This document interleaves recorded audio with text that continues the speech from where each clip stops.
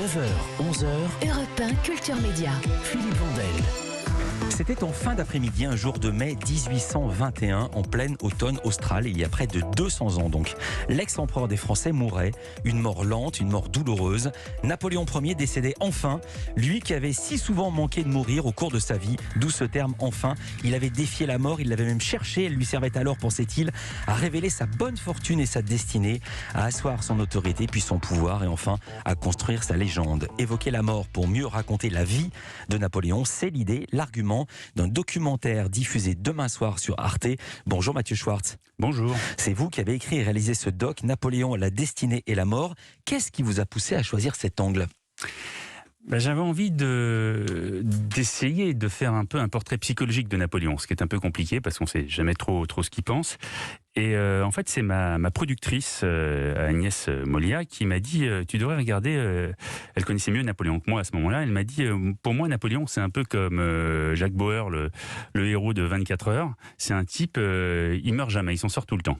Elle dit tu devrais regarder de ce côté-là. Et donc, effectivement, j'ai commencé à creuser ce sillon. J'en ai assez vite parlé avec des historiens, notamment avec Thierry Lenz, le directeur de la Fondation Napoléon, qui était notre conseiller historique sur ce projet. Et il m'a dit, effectivement, c'est un truc intéressant. Napoléon, effectivement, défie la mort. Il y a quelque chose dans sa relation avec la mort qui est assez intéressante parce que finalement, ça lui permet de construire sa légende. C'est un type qui est persuadé qu'il a une destinée très tôt. Et finalement, quand il rencontre sa mort, quand il affronte la mort, c'est une façon pour lui de voir finalement si sa mission est terminée ou pas. Et oui, et il a frôlé la mort, Napoléon, à plusieurs reprises. Vous en relevez pas moins de 6, des batailles, un attentat à la bombe, une tentative de suicide. J'ai découvert ça, on va y revenir. Il a passé sa vie, vous venez de le dire, à construire sa légende à travers ce rapport à la mort. Il la défie, on vient d'en parler. Intervient alors une notion fondamentale. Pour bien comprendre sa psychologie et ses actions, c'est son rapport à la chance. C'est ce que vous dit Patrice Guénifet, c'est l'un des 6 historiens que vous avez interrogés dans ce documentaire. Il croit à la fortune, avec une majuscule, avec un F majuscule. C'est-à-dire que tant que la fortune sera avec lui, il ne craint rien. Et il est convaincu que la fortune restera avec lui tant qu'il ne sera pas arrivé au terme, comme il dit, de son destin, de son histoire. C'est un homme très rationnel, c'est un homme très calculateur. Mais en même temps, cette part de rationalité est tempérée par une irrationalité qui est celle d'un joueur. C'est aussi quelqu'un qui est prêt à tout miser sur un coup, au risque de tout perdre.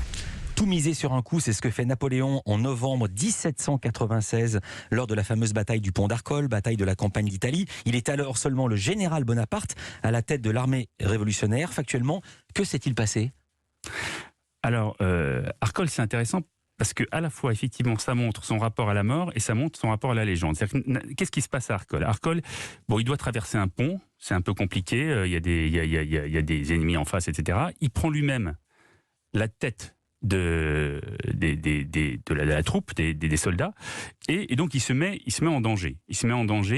Et en fait, cette traversée du pont d'Arcole est un échec.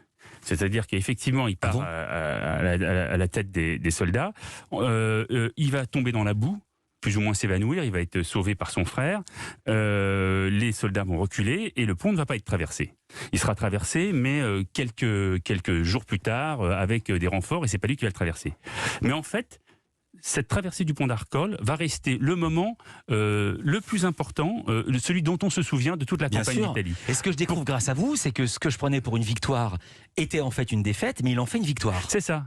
Enfin, c'est tout l'intérêt. Il traverse le pont d'Arcole et en fait, le fait que lui, il ait bravé la mort, qu'il ne soit pas mort, etc. Ça lui permet de construire son invincibilité et il va construire sa légende. C'est-à-dire qu'il va notamment faire un tableau. Par le peintre Gros qu'on connaît, qui est le tableau où on le voit tournant la tête comme si c'était une sorte d'allégorie de l'histoire. Et ce tableau, il va en faire un élément essentiel de sa promotion, alors qu'en fait c'est une défaite. Et puis on est une émission média ici aussi, il écrit des textes très élogieux dans un journal, Le Courrier de l'Armée d'Italie. Oui, parce que en fait, Napoléon, c'est sans doute peut-être un des premiers grands propagandistes, peut-être le premier grand propagandiste moderne. Et donc effectivement, il a conscience dès le départ qu'il doit construire son image et sa légende. Vous savez, il a compris très vite qu'il fallait pas seulement faire, mais il fallait le faire savoir. Donc il y a d'abord effectivement ces courriers qu'il envoie à ses soldats dans l'armée d'Italie où il dit je vais plus vite que l'éclair, je frappe plus fort que la foudre. Enfin, il dit pas il dit Bonaparte, mais en fait c'est lui qui écrit les textes. Ouais. C'est ça, on a des brouillons, on sait que c'est lui qui les a écrits. Ensuite, il y a tous ces tableaux pendant son règne où il se montre comme ce tableau de Marengo où on le voit avec un cheval blanc franchir le col, alors qu'en fait il a franchi avec un âne quand même. Mais bon, voilà, les tableaux vont faire l'éloge de ses victoires. Juste un mot, Marengo, c'est le peintre, c'est le cheval, c'est pas le peintre. Marengo, c'est la bataille. Marengo, c'est la bataille. Et le col de Marengo, il traverse à la bataille de Marengo. Pardon, Marengo, c'est le nom de la bataille. Et quand il traverse ce col en Italie, et on le voit traverser le col sur un cheval blanc, alors qu'en fait, il l'a traversé sur un mulet. Sauf que voilà, la propagande doit le montrer dans toute sa splendeur. Et même à la fin de sa vie, le mémorial de Sainte-Hélène, qui est finalement plus ou moins le moment où il écrit ses mémoires, enfin où il dicte ses mémoires, il réécrit complètement son histoire. C'est-à-dire que c'est un type qui a complètement compris que la propagande était un élément absolument essentiel pour sa légende. Voilà, et si je me souviens bien, j'ai entendu dire aussi que Marengo c'était son cheval préféré. Voilà pourquoi je vous posais la question. C'est possible, vous en savez plus que moi. La gloire, je connais juste ça. La gloire et le pouvoir vont de pair avec la mort, que Bonaparte défie, venez de nous le dire, Mathieu Schwartz. Nouvel exemple avec un schéma identique à celui d'Arcole. Il tente sa chance, il échoue, mais il en fait un succès après coup. Il s'agit de l'épisode du coup d'État du 18 Brumaire, pendant lequel Bonaparte se présente devant les députés des deux chambres. On est en 1799. Que se passe-t-il ensuite ? En fait, ce qui se passe, c'est que il pense faire un coup d'État. Il pense faire un coup d'État assez tranquillement, un coup d'État, on va dire, de velours. Sauf qu'il est un peu pressé et il s'attend pas à ce que les députés résistent, parce qu'il n'a pas du tout l'habitude des parlementaires, c'est un militaire. Donc il essaye d'aller les convaincre, ça se passe très mal, il se prend quelques coups de poing et il fait un malaise, il est évacué. En fait, il a eu peur à ce moment-là. Ouais. C'est peut-être la seule fois de sa vie où il a eu peur. Mais là, je vous interromps parce que là encore, c'est incroyable. Quand il se passe quand il y a un homme politique qui fait un geste un peu très fort, on dit mais c'est le 18 Brumaire. Or là, c'est l'inverse. Il l'a un peu raté, mais il l'a fait croire, sa légende a fait croire qu'il avait réussi son coup. Alors en fait, il a réussi. Oui, c'est surtout ce qui s'est passé, c'est que si vous voulez, en fait, il s'est fait un peu bousculer, mais c'est tout. Hein. Bon, sauf qu'il a eu très peur parce que la foule, c'est quelque chose qui lui fait peur. Autant il n'a pas peur des balles, des fusils, autant la foule se faire lyncher par la foule. Comment a-t-il retourné ça à son avantage? Alors, il retourne ça à son avantage parce qu'en fait, en sortant, il va faire passer le mot qu'en fait, il a failli se faire assassiner parce qu'il y avait des poignards. Et notamment, il va être aidé notamment par son frère, qui est un de ses frères qui dirige l'Assemblée. On va dire, on a essayé d'assassiner Bonaparte, etc. Et donc, du coup, il devient une sorte de César qui a réussi. Parce que César, lui, il est mort sous les poignards au Sénat. Et lui, non. Lui, il a échappé aux poignards. Et du coup, ça renforce encore son aura. Toukouakou et Mifili, toi aussi mon fils, c'était César. Napoléon parlait en français. On continue d'en parler avec Mathieu Schwartz. Documentaire très très intéressant et totalement inédit dans sa manière de voir l'histoire. Napoléon, la destinée ou la mort. Culture Média continue. 9h, 11h, Europe 1 Culture Média. Philippe Vandel. En compagnie de Mathieu Schwartz qui signe un documentaire passionnant, Napoléon, la destinée et la mort. C'est demain soir sur Arte à 20h50 où l'on apprend que Napoléon a échappé pas moins de 6 fois à la mort. On a parlé du coup d'État, on a parlé de 18 Brumaire. Napoléon, à la suite de quoi Bonaparte est nommé consul, il dirige la France, il engage des réformes et il continue toutefois à être contesté. Et le voici, cible d'un attentat en plein Paris, près des Tuileries, rue Saint-Nicaise, rue qui n'existe plus aujourd'hui, ne la cherchez pas dans le plan. Un attentat à la calèche piégée, d'une violence inhabituelle pour l'époque. C'est ce qu'explique Chantal Prévost. Elle est responsable des bibliothèques de la Fondation Napoléon. On l'écoute. L'attentat de la rue Nicaise a été un attentat extrêmement violent pour l'époque. Et ça, on a peut-être un peu oublié à l'heure actuelle l'impact sur la population du mode opératoire qui était tout à fait nouveau pour l'époque. C'est plus de 20 morts, c'est plus de 60 blessés, dont certains très graves. Ce sont des corps démembrés, ce sont des corps brûlés. En fait, c'est une scène de guerre en plein Paris. En quelque sorte, c'est le premier attentat terroriste moderne à Paris. Encore une fois, Bonaparte frôle la mort et là il s'en sert non pas pour construire sa légende, quoique il apparaît invincible, mais aussi pour asseoir son pouvoir. Que fait-il alors ? Oui, c'est ça, c'est-à-dire qu'encore une fois, il va utiliser la mort finalement pour rebondir. Donc d'une part, il va éliminer, il a deux problèmes, il a les jacobins et les royalistes. Donc il va d'abord éliminer les jacobins, alors qu'en fait, c'est pas eux qui ont fait l'attentat. On a su après et que c'est les ensuite, quand royalistes. on va savoir que c'est les royalistes, ils s'en doutaient déjà un petit peu, il va aussi éliminer les royalistes. Donc il élimine en gros tous ses opposants politiques. Et en plus, il va profiter de l'émotion que ça a créé, parce que quand même, ça inquiète. On est à une période qui commence à être un petit peu plus stable.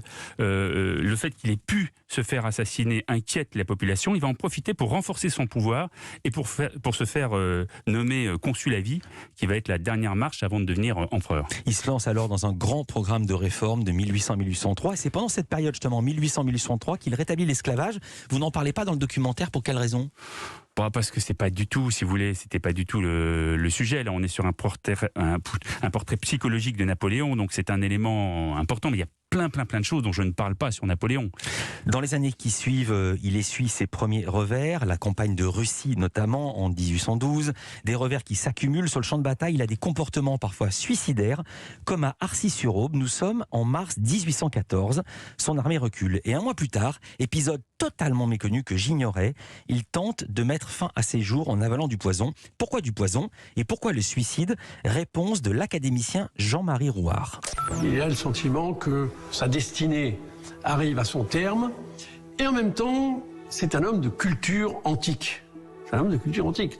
Donc, il pense à tous ces hommes dans l'Antiquité qui ont mis fin à leur jour. Et au fond, je crois que c'est l'image qu'il veut donner. Il veut donner pour la postérité, puisque c'est la question qui l'obsède, qui est la plus importante, eh bien d'un homme qui, finalement, n'a pas accepté d'être invaincu. Et la façon de ne pas accepter d'être invaincu, eh bien, c'est de quitter ce monde. Alors, tentative de suicide, mais tentative seulement, il ne meurt pas. Comment échappe-t-il encore une fois à la mort ? On n'en sait rien en fait. On n'en sait rien. Il avait du poison sur lui au cas où il tomberait dans une embuscade pour pouvoir effectivement mourir. Il boit ce poison et il ne meurt pas. Alors il y a plusieurs hypothèses. Peut-être que le poison était éventé. Peut-être qu'il a appelé finalement assez vite. On ne sait pas parce qu'il y a eu plusieurs versions. Est-ce qu'il est resté longtemps seul ou pas ? On ne sait pas exactement. Ce qu'on est sûr, c'est qu'il a vraiment bu ce poison et qu'il en est vraiment sorti. Ce qu'il le conforte encore une fois sur le fait qu'il a une destinée, qu'il doit continuer sa mission. Épisode très méconnu, sinon je vais dire pour ma part totalement inconnu. Vous saviez avant de commencer ce documentaire que Napoléon a fait une tentative de suicide ? Non, alors moi je le savais pas. Évidemment, tous les historiens le savent. Ouais. C'est vrai que c'est resté complètement. Je vais poser méconnu. La question différemment. Pourquoi ça se sait pas ? C'est un événement majeur et c'est un personnage majeur. Déjà, c'est quelque chose que lui a complètement occulté après. Les premiers témoignages sont arrivés plusieurs années après sa mort. Et puis, c'est une petite tâche quand même dans ce personnage, si vous voulez, qui par ailleurs a dit après que le suicide c'était pas la bonne voie, qu'on pouvait mourir sur le champ de bataille, mais pas se suicider. Et donc comme il y a eu toute une espèce de légende dorée après Napoléon qu'il a complètement magnifié, sans doute que c'est quelque chose qui est resté finalement assez peu connu, en tout cas du grand public. Je vais sauter des épisodes. Napoléon finit par abdiquer, il est envoyé sur l'île d'Elbe, il revient, ce sont les fameux 100 jours, là encore un face-à-face avec la mort qui lui fait dire que sa bonne fortune est revenue, face à face avec l'armée royaliste, puis je passe encore des détails, il est renvoyé à Sainte-Hélène, un îlot perdu dans l'Atlantique Sud. Là, il attend la mort, il ne la défie plus, il la prépare même, il veut la mettre en scène. De quelle manière ? Déjà, pour la mettre en scène, il essaye de se transformer en martyr. Il va se transformer en martyr. Donc, à Sainte-Hélène, il y a un gouverneur anglais qui est un peu obtus, qui s'appelle Hudson Lowe. Et donc, il va faire de ce gouverneur un méchant.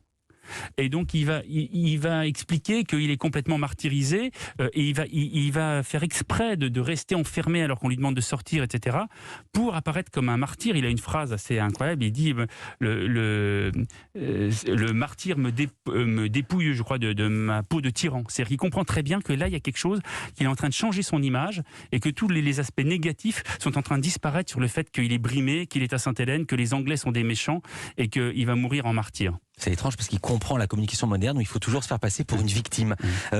Pour mettre un sujet historique à la télévision, il y a une question qui se pose toujours évidemment, c'est comment le mettre en image. Là, il n'y a pas d'image filmée de la vie de Napoléon et pour cause, il y a quelques tableaux, ceux de Gros, ceux de David, vous l'avez dit.